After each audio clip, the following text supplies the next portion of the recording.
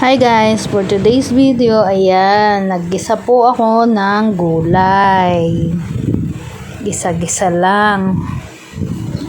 At yun na nga, yung mga ingredients niya is okra, talong, kalabasa, kamote. Tapos may alamang. Nilagyan ko na rin ng Knorr cubes, pork. Yan lang.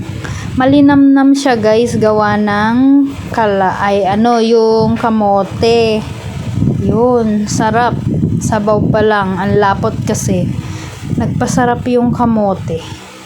Try nyo guys, pag nagluto kayo ng pakbet or mga dinengdeng, lagyan nyo ng kamote, masarap. Kahit walang sahog na karne, masarap siya. Tapos, nagprito na rin ako ng boneless bangus. O, diba? Best partner ng gulay, isda. Kain ng gulay, pampahaba ng buhay. Ayan. Hindi ko siya gaanong tinoasted para masarap.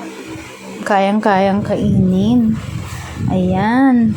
Luto na guys, kakain na tayo. Thank you for watching. Bye. God bless. Love, love, love.